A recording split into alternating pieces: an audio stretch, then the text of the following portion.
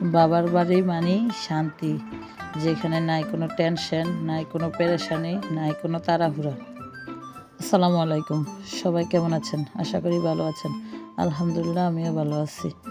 আজকে রান্না করবো গরু গোস্ত দিয়ে সবজি খিচুড়ি। আমার আম্মু বলতেছে যে তুমি তো আসছো, তাহলে আজকে তোমার হাতে গরু গোস্ত দিয়ে সবজি খিচুড়ি রান্না করো।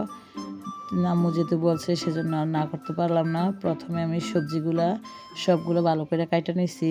সবজিতে আমি দিছি মিষ্টি কুমড়া, মূলো, গাজর, ক্যাপসিকাম, ফুলকপি, পেঁয়াজকলি, পেঁপে, সিম, এগুলো আমি কেটে নিয়েছি আগে।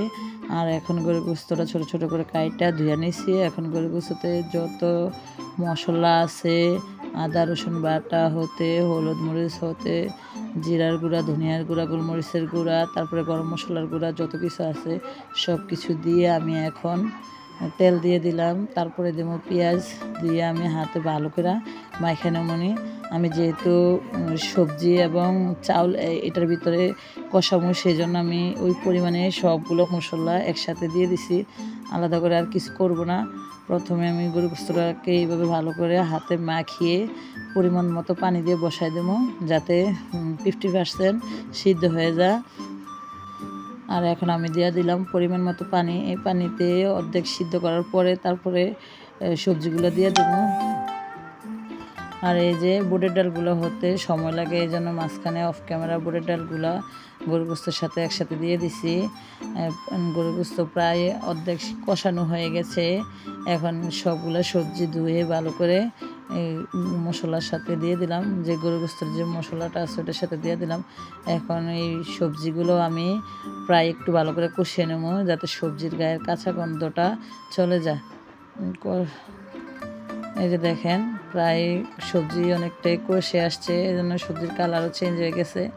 আর সবাই আমার খালাতো বোনেরাও আসছে আমার বাড়ির কাছে। যে খালা, ওই খালাকেও বলছে আসার জন্য, যে আজকে যেহেতু গরু মাংস দিয়ে সবজি খিচুড়ি রান্না করবো, তাহলে আপনারা আসেন। ওই খালামণি আসবো, খালামণির মেয়ে আসবো। আর সবাই মানে আমার হাতের এই খিচুড়িটা অনেক পছন্দ করে, আমাকে বলতেছে যে আপু তাহলে আপনি রান্না করেন, যেহেতু আপনি আসছেন।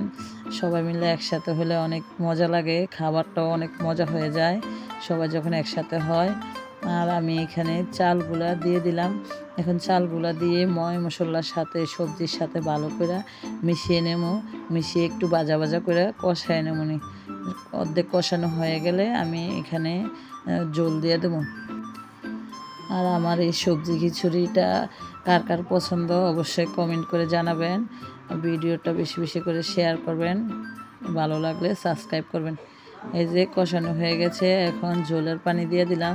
ঝোলের পানি দিয়ে দিলাম টমেটো। আমি যেহেতু জর্জরা খিচুড়ি টাইপের করবো, এই জন্য পানি পরিমাণটা কম দিছি। এখন খিচুড়িটা প্রায় হাফ সিদ্ধ হয়ে আসছে। এখন বাগার দেওয়ার জন্য আমি এখানে একটা কড়াইতে পেঁয়াজ দিয়ে দিছি, তেল দিলাম, পেঁয়াজ দিলাম। এখন সরিষা দিয়ে পাঁচফোড়নের পাখি দিয়ে বাগার দিয়ে দেবো। এই যে দেখেন, খিচুড়ি প্রায় অর্ধেক হয়ে আসছে।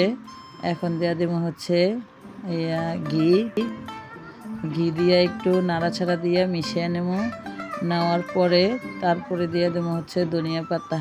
আর কে কোন জায়গা থেকে আমার ভিডিওটা দেখছেন অবশ্যই একটা কমেন্ট করবেন। আর ভিডিওটা যদি ভালো লাগে একটা লাইক করবেন, শেয়ার দিবেন। সবাই ভালো থাকবেন, সুস্থ থাকবেন, আমার জন্য দোয়া করবেন। আল্লাহ হাফেজ, আসসালামু আলাইকুম।